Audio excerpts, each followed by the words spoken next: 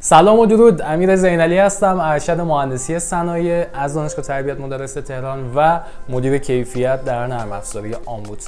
یه ویدیو گذاشته بودم راجع به مهندسی صنایع که اومدم راجع به بازار کار، تحصیل، ادامه تحصیل 0 تا 100 رو سعی کردم بهتون بگم. اطلاعات خوبی بود، احساس میکنم که شما اطلاعات خوبی گرفتید چون بازخورده خیلی خوبی داشت اون ویدیو. حالا اگه ندیدی حتما بهت پیشنهاد میکنم ببینی. ولی امروز اینجاییم که راجع به یه موضوعی که همتون منتظرش بودید صحبت کنیم و اون چیزی نیست جز حقوق و دستمزد. خب حقوق و دستمزد کلا یه داستان عجیب و غریب داره و به یه عالمه پارامتر بستگی داره. مثل چی؟ مثل جنسیت. حالا ممکنه جالب نباشه خیلی، ولی خب بستگی داره. جنسیت، میزان تحصیلات، نوع دانشگاهی که شما بودید، سابقه کاری که حالا داری چند سال هست و حالا پارامترهای دیگه هست. دو تا گزارش داریم اینجا که خیلی کمکمون میکنه برای این ویدیو. یکی میزان افزایش حقوق دستمزدهایی هستش که جاب ویژن یه نظرسنجی فرستاد و گفتش که حالا شما چقدر دوست داری که حقوق تو سال جدید افزایش پیدا کنه. تو اون گزارش حقوق فعلی رو میزنی و حقوقی که دوست داری داشته باشی رو میزنی و نظرسنجی بود با یه جامعه آماری خیلی خوب، یعنی میشه بهش اتکا کرد. و یه گزارش دیگه هم که هست که به نام کارنامه بازار کار و باز هم مال جاب ویژن. دم جاب ویژن گرم، یا به قول خارجی ها shout out to جاب ویژن، به خاطر این گزارش خیلی خوب که زمانی که ما شاید درس میخونیم اگه همچین گزارشایی بود شاید میتونستن خیلی ها بهتر تصمیم گیری کنن. حالا ما جز اونایی بودیم که خدا خواست و اومدیم مهندسی صنایع. حالا بگذاریم از اینا.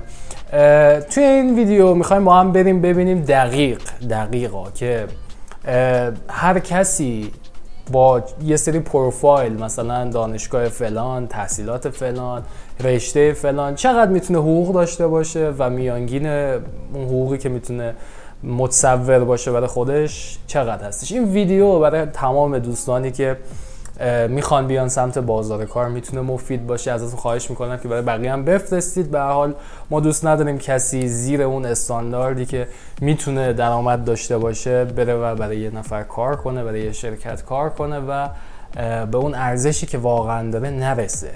پس ازتون میخوام که اینو با بقیه هم به اشتراک بذارید، چون یه اینسایت و یه دیتای خیلی خوب هستش که شما میتونید بر مبنای این کوردینیت کنید خودتون رو که تو کجا قرار دارید و برای اینکه بخواید برسید به یه نقطه دیگه باید چه مسیری رو برید و چه کوالیفیکیشن هایی و یا چه ویژگی هایی رو تو خودتون تقویت کنید. خب بس بریم با هم توی گزارش. من اسکرین ریکورد میکنم، هی هم اینورا نگاه میکنم برای اینکه لپتاپ اینجاست و پی دی اف گزارش اینجاست. خب بیایم با هم بریم ببینیم که مزنه چنده. خب اومدیم اینجا. این گزارش اولیه که میخوایم با هم ببینیم که حالا نوشته ویژه بچهای ریاضی، ولی خب همه میتونن استفاده کنن. حالا بریم با هم ببینیم که شامل چی هست. شما یه سری مقدمه داره، اطلاعات داده که ما از اینا میگذاریم. اگه دوست داشتید بعد بخونید. اینو میذارم داخل یه چنل تلگرامی که تازه رو انداختم و میتونید بیاید اونجا یه عالمه با هم صحبت کنیم و اشتراک دانش داشته باشیم. هدف اشتراک دانش و یه پایگاه دانشه که بتونیم با هم داشته باشیم. خب اولین بحثی که اینجا پیش میاد که خیلی هاتونم میپرسیدید، وضعیت آگهی‌های استخدامی. خب آگهی‌های استخدامی به ما این کمک رو میکنه که ببینیم که هر رشته و هر حالا جاب پوزیشنی، کاتگوریش، یعنی اون دسته‌بندی بالاش تو مارکت الان چقدر نیاز هستش بهش. یا به عبارتی من اگه این رشته رو بخونم بعد از دانشگاه بیام بیرون کار پیدا میکنم یا باید برم اسنپ. حالا گرچه اسنپ بعضی وقت واقعا درآمدش خوبه، ولی بیایم ما هم ببینیم. فروش و بازاریابی 30% آگهی‌های استخدامی رو به خودش اختصاص داده. خب فروش و بازاریابی چون یه چیز فوق‌العاده مورد نیاز و جنرال هستش، یعنی هر شرکتی، هر بیزنسی، هم از چه می‌دونم مطب دکتر فلان، کارخونه، همه نیاز دارن که یه نیروی فروش و بازاریابی داشته باشن. بیزنس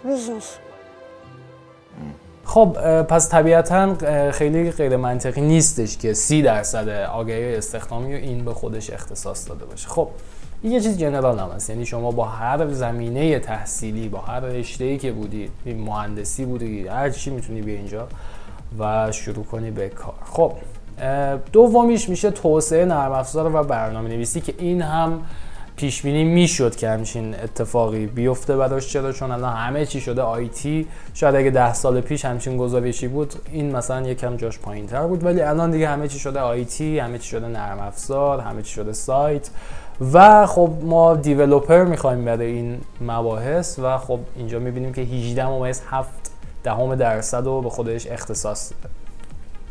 پله بعدی میشه مالی و حسابداری که این هم باز پیش بینی میشد همچین رقمی باشه. چرا؟ چون هر بیزنسی که باشه به هر حال نیاز به یه واحد حسابداری و یه واحد مالی داره که بتونه اون گزارش‌های مالی که لازم داره و حالا بحث‌های مالیاتی و اینا رو جنریت کنه و حساب کتاب کنه و اینها.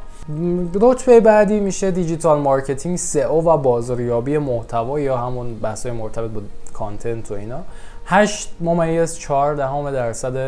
جاب آفرهایی که حالا شرکت‌ها میذاشتن توی این سایت مربوط به این بوده که این هم خب نشون میده که یه ترند مثبت داریم نسبت به این داستان و همونطور که هی داره توی حوزه آیتی شرکت‌های جدیدی میاد و خب اینا نیاز دارن که اون کالاهای دیجیتالشون رو بیان توی فضای مجازی مارکت کنن و به حساب دیجیتال مارکتینگ خوب نیاز دارن که خب میبینیم این 4 تا شغل اول حالا به غیر از مالی و حسابداری همشون شما با بدون حتی مدرک تحصیلی و اگه مهارت خوب داشته باشی میتونی بیا اینجا و شروع کنی به کار. یعنی هیچکی نمیگه که من برای دیجیتال مارکت مثلا شما باید برید دکترای مثلا دیجیتال مارکتینگ بگیرید، نه اصلا هم چیزی نیست. تو هواداری یا کی؟ تو دشمنی بی‌ناموسی. خب رتبه بعدی میشه رشته مهندسی صنایع. یعنی یک مهندسی ها توی بازار کار و توی رده شغلی میشه مهندسی صنایع. این هم اصلا دور از ذهن نبود. من بهتون تو ویدیو قبلی گفته بودم که شما اگه حتی با دمپایی بزنی توی صفحه لپتاپ توی این سایت های کاریابی یه دونه آگهی جاب پوزیشن مهندسی صنایع برای شما رزومات رو میتونی بفرستی و سلکت میشه. خب اینجا یه استوب کنیم. 5.2% آگهی‌های شغلی مال رشته مهندسی صنایع. خب این یعنی این که ما اگه صنایع بخونیم فقط همین 5% شامل ما میشه؟ قطعا نه. شما اگه صنایع بخونی میتونی برای فروش بازاریابی اقدام کنی، چون یه حوزه صنایع وارد بحث‌های مدیریتی و بحث‌های حالا فروش میشه و شما کلا زنجیره تامین رو که یاد بگیری قطعا میتونی تو فروش بازاریابی هم کار کنی که خیلی از دوستای منم الان تو همین زمینه هستن. توسعه نرم افزار و برنامه‌نویسی هم که خب بحث‌های ماشین لرنینگ، دیتا و کلا کدینگ و پروگرامینگ و اینا هم یه چیز کلیه و رشته صنایع با توجه به اون دید سیستماتیکی که به شما میده بعضی بچه‌ها میان اینور. اینجا هم شما میتونی بیای، دیجیتال مارکتینگ هم میتونی بیای و کلا تمام اینا میشه یه اینترسکشن گرفت و اینا میاد داخل هم. عملا شما اگه رشته صنایع بخونی، حالا من سرانگشتی بخوام میگم چیزی اولش نصف جاب مارکتی که هستش رو شما میتونی بگیری. بستگی به خودت داره که چه مهارتی رو بخوای یاد بگیری و تو کدوم یکی از این دستا علاقه‌مندید باشه و این بحثا. خب حالا بقیه‌اش هم با هم بخوایم ببینیم، چون خیلی ها از مهندسی میپرسن، من فقط مهندسی رو میگم. مهندسی برق 2.9%، منابع انسانی هم 2.9%. منابع انسانی هم از اون رشته ها و از اون پوزیشن هایی هستش که خب یه جوری از تمام گرایش ها میشه رفت توش، بیشتر یه چیز رفتاریه و شما مثلا نمیگن که خب شما مثلا ارشد منابع انسانی داری بیا دمت گرم. چرا؟ قطعا اونجا شما دستت بازتره نسبت به سایرین، ولی خیلی ها رو دیدم که منابع انسانی کار میکردن و واقعا توش موفق بودن و تحصیلات مرتبطی هم نداشتن. مهندسی مکانیک، هوافضا، مهندسی شیمی اینا دیگه بعده و یه چیز عجیب و غریب که اینجا داریم مهندسی کشاورزی و مهندسی پزشکیه که با اینکه حالا کشاورزی رو که نمیدونم ولی مهندسی پزشکی جزو اون مهندسی خیلی میشه گفت سخته، چون هم پزشکی داره و هم رشته برق توش هست، ولی میبینیم زیر 1% جاب مارکت فعلی ایران رو شامل شده. خب این یه تیغ دولبه است، یعنی شما یا میری توی این و بعد یه آدم خیلی برجسته میشی چون تعداد کمه، خب میشه خوب اومد توش بالا، یا اینکه میری توش و یه آدم اوریج میشی و اگه قرار توش اوریج بشی ممکنه به مشکل بخوری و شکست داشته باشه. پس اگه مثلا خیلی قفلی نیستی روش، به نظر من روش حساب نکن. It's dangerous. حالا بعضی از دوستا هستن که کارشناسیشون رو مثلا مهندسی پزشکی خوندن، مهندسی معدن خوندن، مواد خوندن و اینا یا میتونن خودشون رو برسونن به اون رده های بالا؟ بله قطعا میشه. ما تو ایران خدا رو شکر، یعنی تا الان که اینجوری بوده، شما با هر زمینه‌ای که کارشناسی داشتی میتونی یه ارشد یه رشته دیگر رو بگیری. یعنی چی؟ یعنی من میرم کارشناسی مهندسی معدن میخونم، بعد میرم ارشدم و صنایع کنکور میدم. خب سخت کنکورش چون درساشو نخوندی، ولی اگه تلاش کنی و واقعا بخوای قفلی بزنی میتونی بیاری. پارسال فکر کنم جز 10 رتبه اول کنکور یکیش فکر کنم مهندسی معدن بود، یعنی چیزی بود. تو بعضی دانشگاه میذارن شما انتقال بدی، یعنی رشته رو عوض کنی داخل همون دانشگاه. حالا داستانهای مختلفی داره، واردش خیلی نمیشم که منحرف نشیم از این ویدیو که امیدوارم نشد باشه. خب نکته بعدی میشه عرضه و تقاضا. عرضه و تقاضا یعنی چی؟ یعنی آقا تعداد رزومه‌هایی که تو هر کدوم از این کاتگوری‌ها ارسال شده چقدر بوده. خب اینجا دیگه یه کورلیشن مثبت ما داریم. یعنی چی؟ یعنی اگه یه رشته‌ای یه عالمه براش آفر و جاب مارکت و اینا هستش، یعنی پوزیشن‌های مختلفی تعریف شده، مثل چی؟ مثل همون 5 تای اول، خب قطعاً رزومه‌های زیادی هم براش میفرستن. وضعیت رشته‌های تحصیلی تو هر آگهی. خب بعضی آگهی‌ها هستن از چند تا رشته میگیرن، مثلا مرتبط با کسب و کاره، یادم میاد میزنه که صنایع، اقتصاد، مدیریت. خب اینجا اومده اون آورده و همین جمعش هم از 100 بیشتر میشه. میبینیم که مدیریت بازرگانی 17% بوده، یعنی تگش خورده بوده تو اون جاب پوزیشن هایی که گذاشتن. 13% مالی و حسابداری، 11% کامپیوتر فناوری اطلاعات و 11% مهندسی صنایع. این نشون میده که خب اینجا هم مهندسی صنایع نشون داد که یه مارکت خوب داره و منم بهتون پیشنهاد میکردم که میتونید بخونید، رشته خوبیه. مهندسی مکانیک 7، برق 6، عمران و اینا دیگه هیچ، اونا دیگه واقعا هر کی رفت توش خدا قوت. خب ادامهش میرسیم به بازار کار، به تفکیک شغل. خب مهندسی برق میزان فراوانی آگهیاش نسبت به کل 2.9% بوده، یعنی یه چیز اولش 3 تا از هر 100 تا آگهی مربوط به مهندسی برق بوده و امیدوارم که این لامپ ما هم نسوزه. 10% آگهی ها بدون نیاز به پیش زمینه تحصیلی بوده تو این گروه شغلی که خب عجیب و غریبه، یعنی احتمالاً مثلا مال تکنسین برق و اینا بوده و این بحثا. خب بر اساس میزان افزایش حقوق جاب ویژن، اون نظرسنجی که کردن، میانه حقوقش 15.6 میلیون تومان بوده که دیگه این بستگی به لایف استایل خودتون داره. برای بعضی‌ها ممکنه عالی باشه، برای بعضی‌ها ممکنه کافی نباشه. خب اینجا لازمه که پروفسور امیر زینعلی بیاد و برای بعضی از دوستان که نمیدونن فرق میانه و میانگین چیه یه توضیح بدم. میانگین یعنی شما کل اون دیتایی که داری با هم جمع بزنی، تقسیم کنی به تعدادش، میشه یه عددی. میانه میشه این که ما بیایم اینا رو دونه دونه مرتب کنیم بر اساس ترتیب سعودی، اونی که اون وسط رو برداریم. خب کدوم بهتره؟ بستگی داره تو اون کیسی که شما دارید نگاه می‌کنید، ولی برای حقوق خب استفاده از میانه خیلی بهتره، چون اون دقیقاً اونی که وسط هستش رو بهت میده. ولی میانگین شاید اگه جمع بزنی نسبت به اون اوتلایرها حساسیت زیادی داشته باشه و خیلی عدد درستی نده. یعنی اگه 5 نفر مثلا بگیرن 5 میلیون، 2 نفر بگیرن 20 میلیون، اینا میانگینش میره سمت اون 20 میلیونه و به اون ور میره. ولی اگه شما میانه بگیری اون عدد بهتره رو بهت میده. برای همین برای حقوق و دستمزد معمولا از میانه یا میدین استفاده میکنن. تا درسی دیگر بدرود. خب بریم ببینیم که بقیه رشته‌ها چیه. مهندسان مکانیک عزیز 2.6% فراوانی آگهی استخدامیشون بوده، 10% بدون نیاز به پیش زمینه شغلی بوده که اینم نمیدونم، این به عهده شما میذارم. میانه حقوقشون 16.2 میلیون بوده، یعنی کسانی که مهندس مکانیک بودن میانهشون گفتن برای امسال سال 1402 من یه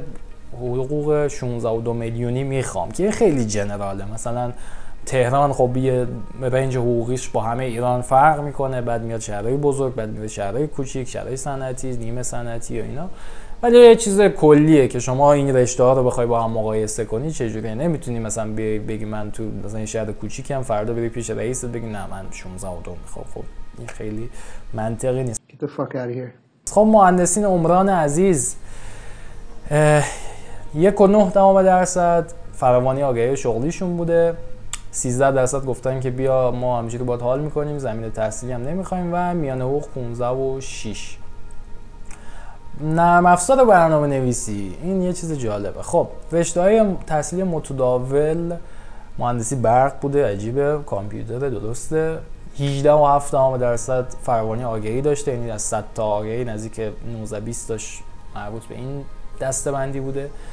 37% گفتن شما ما اصلا کار نداریم زمین تحصیلی چیه و بیا برای ما کد بزن، پایتون یاد داری، دیوآپس کاری، فرانتی، بکی، هرچی هستی، ما قدمت روی چشم. و میانه حقوق 19.5. میبینیم که یه افزایش چشمگیری داشتیم نسبت به اون حقوقهای قبلی، یعنی میانش اینه ها، یعنی ممکنه اون تاپش دیگه بره بالای نمیدونم، شما بگو. بعدی میشه UX UI دیزاینر ها یا رابط های کاربری و تجربه کاربری، اینا مرتبط با کامپیوتر و حالا یه دانش کسب و کاری هستش. برای همین میبینیم که اینجا رشته مدیریت، بازرگانی و کسب و کار هم بوده. فراوانیش کم بوده، 8% بوده، چون معمولا اینا رو با همون دسته بالا هم میتونن استخدام کنن. 40% آگهی گفتن ما کار نداریم پیش زمینه تحصیلی چیه، میانه حقوق 16.2. گروه مهندسی صنایع، اینو من شاید بتونم ولیدیت کنم بگم درسته یا نه. خب دسته شغلاش که میبینید دیگه همه چی هستش، خیلی زیاده. رشته‌های تحصیلیش هم مکانیک و اینا هم هستن، و بعضی جاها همچین چیزی هست، یعنی مدیر تولید مثلا شما میبینی که مکانیک و برق و حالا اینا. فراوانی آگهیاش 5.2% نسبت به مهندسی ها بهتر هست. درصد آگهی بدون نیاز به پیش زمینه تحصیلی 13% و میانه حقوق 18 میلیون تومانه که این درست هستش کاملا. و توی تهران الان میانه حقوق همینه، ولی بقیه شهرها دیگه نسبتاً کمتر میشه. خب مهندسان شیمی عزیز که من یه ارادت خاصی هم بهشون دارم، خب میبینیم که نزدیک 1% بوده فراوانی آگهیاشون، 7% بدون نیاز به پیش زمینه و 15.6 میانه حقوقشون بوده. یه سری مهندسی ها هستن که خیلی اذیت میشن بچه ها توش و بعد حقوق خیلی خوبی هم نمیگیرن. من نمیدونم چرا بعضیا میرن این رشته ها رو میخونن. برین بابا یه جای وقتتون رو بزنید یه رشته بخونید که هم خیلی اذیت نشید و هم حقوق خوبی بگیرید دیگه. مثل چی؟ مثل مهندسان صنایع. خب مهندسان معدن، زمینشناسی، مواد متال عزیز 4% فراوانیشون بوده. 7% گفتن که ما کار نداریم پیش زمینه تحصیلی چیه، دانشگاه چیه، نمیدونم فلان و اینا. و میانه حقوق 15.9. میبینیم که دیگه مهندسی ها دیگه کم کم رنجشون داره دستت میاد که چی بوده. HSE جالبه، چرا؟ چون صنایع HSE میتونن برن بچه ها. حالا بعضی ها چون دیدم تو کامنت های اون ویدیو از هم پرسیده بودن. 15.6 میانه حقوق، بقیه‌اش هم که خودتون میبینید. یکم سریعتر بریم جلو. مهندسی پزشکی میانه حقوق 11، بعد با اون درسای سخت و فلان و اینا به نظر واقعا ظلم مهندسی پزشکی. حالا اپلایش خوبه، یعنی بچه‌ای که میخونن مگه چشاشون رو ببندن رو بازار کار ایران و به خارج فکر کنن، یا اینکه خودشون برن یه استارتاپ بزنن، یه تجهیزات پزشکی و اینا تولید کنن که میشناسم کسی هم چیکار کردن و خیلی هم موفق هستن. خلاقیت میخواد یا بعد چشاتو ببندی و از ایران بری، چون 11 تومن دیگه الان واقعا چیز جالب نیست. از این مالیات و اینا هم کسر میشه، اون چیزی که بهش میرسه فکر کنم همون 8 تومن ایناست. خب مهندسی کشاورزی علوم دامی میانه حقوق 11.7. 25% گفتن نمیخوایم بدون پیش زمینه تحصیلی چیه. این هم از اون رشته‌های عجیب و غریبه که دیگه مخاطبای خاص خودشو داره. خب این گروه خوبیه، من اینو دوست دارم. تحلیل توسعه کسب و کار، استراتژی، برنامه‌ریزی و مدیریت محصول یا همون پروداکت منیجمنت. بچهای صنایع واقعا میتونن اینو دستشون بگیرن، یعنی میبینیم که اون اولیش هم زده مهندسی صنایع، مدیریت یا بیزنس ها، اقتصاد حتی میتونه بیاد اینجا همین کارا هم انجام بده. فراوانی 2 و 8 قطعا سالهای دیگه بیشتر میشه چون تازه داره جاشو پیدا میکنه توی ایران. میانه حقوق 20/4 میبینیم که هر چقدر که اون رده سازمانی میره بالاتر، خب به طب میانه حقوق هم میره بالاتر. تحلیل توسعه کسب و کار معمولا کارشناس ارشد میگیرن و حقوقش هم خوبه نسبت به چیزایی که داریم الان میبینیم. گروه شغلی بازرگانی تجارت مثل چی؟ مثل کارشناس صادرات و بازرگانی و داخلی مدیر واحد بازرگانی و اینا میانه حقوق 15 منطقی. همچین دیتایی من داشتم از چند تا از دوستان، میانه‌اش انقدره. ولی بیا چیز کوچیک بخوام بگم، من چون یه سالی تهران بودم درس میخوندم، این عددا بیشتر با تهران مچه. یعنی الان که دارم فکر میکنم شاید خیلی تو بقیه شهرها هم چیزی نباشه، ولی تو تهران قطعا هستش 100%. پس اگه اونی که داره این ویدیو رو میبینه تو تهرانه میتونه اینو مد نظرش قرار بده، ولی اگه جای دیگه هستی یک خورده نیاز به تحقیقات بیشتر هست. خب گروه شغلی فروش و بازاریابی 12 و 6 منطقی، یه خورده حالا این ورتر هم اگه می بود درست‌تر میتونست باشه، ولی نه درست منطقیه. مهندسی صنایع هم اینجا داشتیم. منابع انسانی باز هم مهندسی صنایع اونجا میبینیم و هم مدیریت بازرگانی و کسب و کار. خب این دو تا رشته خیلی هم شبیه همن، فقط مهندسی صنایع ریاضیاتی و آماریش بیشتره و این دو قبضه کردن دیگه. ما هر چی رو داریم اسکرول میکنیم این دوتا هستن یه سره. خب 16 میلیون میانه حقوق منطقی برای تهران، برای خارج تهران نه. گروه شغلی دیجیتال مارکتینگ، سئو و بازاریابی این یکم میتونه نه اونقدر بیشتر نبود، 11 و 2 میلیون. و کارشناس دیجیتال مارکتینگ و سئو و مدیر کمپین و اینا 11 و 2 میلیونه. خب 64% هم نیاز به پیش زمینه تحصیلی نیستش دیگه. این یه چیز خوبیه که دوستانی که دوست ندارن درس بخونن میتونن برن مهارتش رو یاد بگیرن و اینجا برن سر کار. خب مالی و حسابداری 13 و 8 میانه و میبینیم که اقتصاد اینجا هست، مالی و حسابداری، مدیریت بازرگانی و کسب و کار اینجا. صنایع نیست. چرا؟ چون صنایع میشه ارشد مثلا مالی باید بری بگیری، بعد یکی دو تا دوره باید بری و اینا یه خورده، یعنی چند دست به دست میشه تا برسی به اینجا و همین مستقیم نیستش، متداول نیست یعنی، ولی خب میشه اومدن، اینجوری نیست که بگی نه نمیام. گروه شغلی خدمات پشتیبانی مشتریان میبینیم 11 میلیون دیگه. اینا رو سریعتر من میرم جلو و اینجا خوبه. ترندهای تغییرات بازار کار تو سال آینده، خب میبینیم که یه سری شغلایی که دورکار هستن و جاب ویژن پیش بینی کرده بر مبنای اون بانک اطلاعاتی خیلی خوبی که دارن که مشاغل دورکار زیادتر میشه یا پیمانکاری بهش میگن، که شما بدون اینکه یه نفر بیاری میری باش قرارداد میبندی و اون پروژه رو انجام میده. نقش پررنگ هوش مصنوعی، بله توسعه هوش مصنوعی قطعا میاد به ایران، هنوز خیلی نیومده ولی اونور تو خارج که خیلی درگیرش هستن الان، تو آمریکا به خصوص، تو ایران هم میاد تا 3-4 سال دیگه. برای من همیشه تو همه ویدیوها میگم که کدینگ و حالا کدزنی رو یاد بگیر که در حد نیازاتو بتونی رفع کنی، نمیخواد که فول بشی مگر اینکه بخوای واقعا بری توی زمینه. تحلیل و تفسیر داده و دیتا آنالیتیکس نیازش خیلی مهمه، یعنی تو هر زمینه، تو هر رشته، تو هر شرکتی این یه الماسه اون کسی که همین چیزی رو بلده و میتونه خیلی کمک کنه. مهارت‌های نرم و هوش هیجانی مثل تاب‌آوری، مدیریت و خب خلاقیت، تفکر انتقادی اینا واقعا فوق‌العاده هستش و کسی که بتونه اینا رو داشته باشه میتونه خیلی پیشرفت کنه توی سازمان‌ها. مشاغلی که سال آینده بیشترین رشد و تقاضا رو خواهند داشت، خب جاب ویژن گفتم که اینا کارهای دیتا ماینینگ و دیتا آنالیتیک انجام دادن و خب یه سری منابع همون پایین زده که فوربس و مکنزی و ایندید و دمیوز هستش که حالا اینکه چقدر واقعا از این استفاده کرده باشن من نمیدونم، ولی برنامه نویسی قطعا هست، هوش مصنوعی هست، علوم داده و دیتا ساینس هست و همین مهندسی صنایع در کنار امنیت شبکه، یعنی یه عالمه آیتی بیس داریم و اون وسط یه مهندسی صنایع هم هست که نشون میده که قطعا میتونه یه انتخاب خوب باشه برای کسانی که دوست دارن حالا تو این زمینه بیان و یه بازار کار خوب داشته باشن. دیگه ایناش میشه آشنایی و اینا دیگه، از اینا من میگذرم که خیلی ویدیو طولانی نشه. بریم سراغ گزارش دوم. این گزارش دوم یه خورده متفاوت تره و یه کم دیتیل تره به ما اطلاعات میده. خب من ایناشو رد میکنم چون داره میگه که ما کلاً چجوری بوده و اینا. خانومای عزیز سال 1401 میانگینشون این 50% یعنی میانگین 8 میلیون تومان بوده و آقایون میانگین 10 میلیون تومان که خب گفتم اون اول ویدیو که ما کلا آقایون یکم درآمدی بیشترن. خب این گزارش باز دوباره پروفسور زینالی باید بیاد و یه اینسایتی بهتون بده که یعنی چی.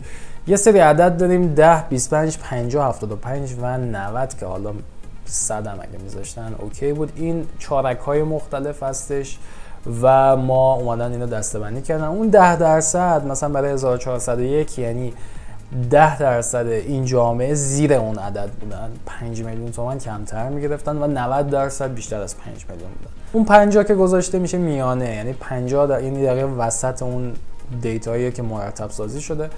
8 میلیون بوده اون عدد وسطی که بوده و 17 میلیون که زیرش نوشته 90%، یعنی 90% زیر 17 میلیون میگرفتن و تنها 10% خانمای عزیز بالای 17 میلیون تومان تو سال 1401 میگرفتن و گفتن که ما تو سال 1402 همون 17 گفتن 23 میخوایم که یه چیز اولوش 37% افزایش حقوق بایشون بوده. حالا این شرکت های دولتی خصوصی باز فرق میکنه. دولتی ها مثلا یکم سخت‌تره ولی خصوصی ها معمولا مذاکره دیگه، شما میگی من اینقدرم تخصصم اینه، اگه باید حال کنن میگن دم شما، میگن بفرمایید. خب بریم ببینیم که تو این گزارش چی داریم. بله خب اول بیایم به تفکیک شهر تهران. میانگینی که میگرفتن 11 میلیون تومان بود، میانه‌ای که میگرفتن هم 11 میلیون بوده سال 1401 1402 15 میلیون. یعنی شما ببین 10 نفر رندوم از تو تهران بیاری و بهشون بگی که چقدر میگرفتی، احتمالاً یه چیزی تو همین رنج باشه. شهرهای بزرگ دیگه یکم کمتر میشه، مثلا تهران 15 بود، اینجا میشه 11 بود و برای امسال چیزی که گفتن و برای پارسال هم میبینیم که 8 و 11 بوده. خب شهرهای کوچیک هم حالا خیلی فرقی نکرده، میبینیم اینجا 8 اونجا هم همین بوده. شهرهای بزرگ و شهرهای کوچیک خیلی با هم فرق نمیکنن.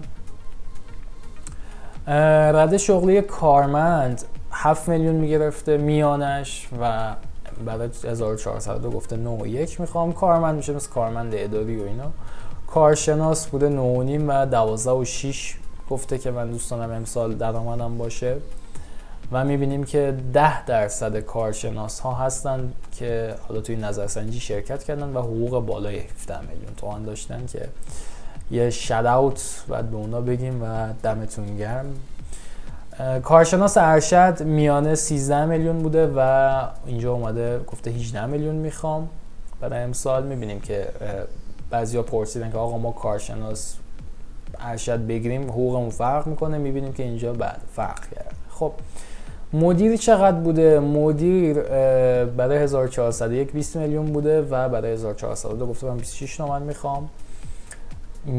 میانش و اون تاپش دیگه 90%، یعنی اون 10% بالای جامعه گفتن که 52 میلیون تومان. یعنی بعضی شرکت ها هستن که بیشتر از این عددها هم حتی پول میدن. خب بر اساس دیگه دیپلم و کاردانی و اینا میبینید چه جوریه، خیلی وارد اینا نمیشم چون فن زیاد نداره اینجا. به تفکیک مقطع تحصیلی اگه بخوایم بگیم، کارشناسی میانه 10 میلیون بوده شده 13 برای امسال، یعنی میخواد. کارشناسی ارشد 12 و حالا قیمت من نرخ‌های پارسالشون رو میگم دیگه چون امسال معلوم نیست هم چیزی بهشون داده باشن، ولی پارسال قطعا اینو گرفتن. دکترا هم 15 میلیون میانش بوده و مکسش بوده 40 میلیون. کارشناس ارشد مکسش بوده 25 میلیون و مکس که نه در واقع یعنی اون چارک بالاشون انقدر بوده. خب این یه سوالی بود که خیلی ها میپرسیدن و اینکه آیا دانشگاه تأثیری داره یا نه. بریم ببینیم تأثیری داشته یا نه. خب اونایی که دانشگاه دولتی بودن حالا یا روزانه یا شبانه میانشون بوده 10.5، دانشگاه آزاد هم میانش بوده 10.5 و حتی فرقی که داره توی ماکسیمومشه که اینجا 10.5 بوده و اون 10% بالا 25 بودن ولی اینجا 23.5 بوده. دانشگاه علمی کاربردی میانش بوده 10 میلیون تومان، یعنی خیلی می‌بینیم که فرقی نمی‌کنه، فقط توی اون تاپ ها فرق می‌کنه که اینجا دیگه اومده رو 20 میلیون و سایر هم همین بوده. یعنی حالا اینکه چقدر اون شرکت کننده ها آنست بودن و صادق و صادقانه جواب دادن میتونیم ببینیم، ولی به نظر من یه تفاوت هایی هست. یعنی اینجا شاید یکم دقیق نباشه. بچه‌ای که دولتی خوندن تو بازار کار یکم قدرت چونه زنیشون سر حقوق دستمزد بیشتره نسبت به سایر دوستان که سایر جاها درس خوندن، ولی میانش یکی، یعنی تفاوت آنچنانی نداره، شاید در 10 الی 15-20% مثلا تفاوت کنه. پس اینجا یه اینسایت خوب گرفتیم که دانشگاه خیلی مهم نیست که شما کجایی، اگه میخوای بیای داخل مملکت کار کنی. اگه بحثای دیگه داری اون موضوعش فرق میکنه، اگه میخوای بیای داخل مملکت کار کنی خیلی فرق نمیکنه. خب حالا موضوع بعدی میشه چی؟ سابقه کار. سابقه کار هم یکی از اون چیزاییه که خب خیلیا پرسیدن که مثلا حقوقمون چجوریه، مثلا با اینقدر و اینا. ببینیم که چجوری.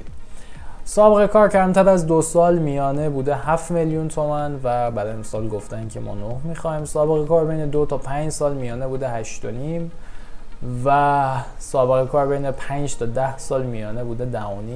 سابقه کار بیشتر از 10 سال هم میانش بوده 12 پارسال. امسال دیگه میبینیم چجوری گفتن که ما حقوق مد نظرمون چقدر دیگه، اینکه داده باشن یا نه رو نمیدونیم، سال دیگه بعد اینا رو ببینیم. یه سری مزایا گفته اینجا که محبوب ترین مزایای شغلی چیه که خب اصلا نو کوئسچنه که پاداش از همه محبوب تر بوده، بعد شده بیمه، وام، ساعتکاری منعطف، صبحانه نهار و میان وعده. این به نظر من خودم خیلی روی قفلیم و واقعا نهار چیز کلیدیه برای من، شما رو نمیدونم. و حالا بقیه و اتاق بازی جز چرکترینا بوده که میبینیم اینجا هست و انبیه سربازی هم خیلی فن نداشته.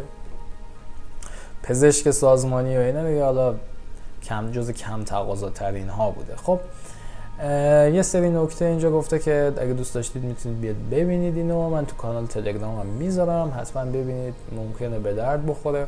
اومده بر اساس گروه بندی های مختلف گفته که حالا چجوری بوده. مثلا فروش بازاریابی داخل تهران شما کارشناس باشی میانش پارسال 10 میگرفته، دیگه یک تلقی بهتر باشی 13 میگرفته و امسال گفته من 17 میخوام.